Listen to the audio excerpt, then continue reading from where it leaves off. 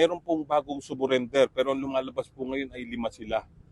5 po pala sila dahil remember meron po yung isang hinahanap pa natin ay kilala na po siya, siya ang Elias Eden. So ito po hinahanap pa rin po natin siya. Meron pong bagong lumabas na isang tao na lookout din daw po siya. So siya ay sumurrender na po sa kapulisan natin sa Pro NIR.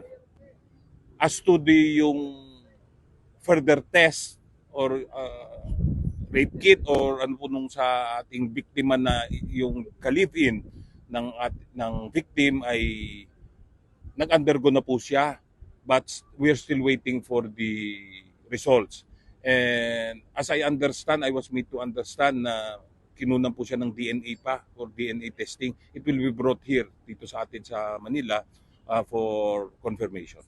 Ito'y pinagbigay alam na rin natin sa prosecution, sa piskalya. And so as of now, naging 5 na po ang total na suspects po natin. Siguro nag-guilty po siya kasi di ba ang initial na ano natin ay 4 lamang sila. So siguro gusto niya ring sabihin talaga, gusto niya ring maglabas na ng ano na yung participation niya po sa krimen. At this coincides naman and corroborates yung kwento po nung isang lookout. So ang ano po natin dito, of course, hindi po malalaman nung live-in partner dahil nasa loob lang sila ng bahay. Hindi niya alam actually kung sino or meron mang lookout.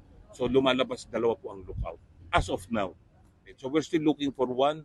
Again, humingi kami ng tulong sa ating mga kababayan through you na kung meron pa pong impormasyon kay Elias Eden ay ipagbigay alam nyo lang po kagad sa pinakamalapit na himpilan ng pulisya.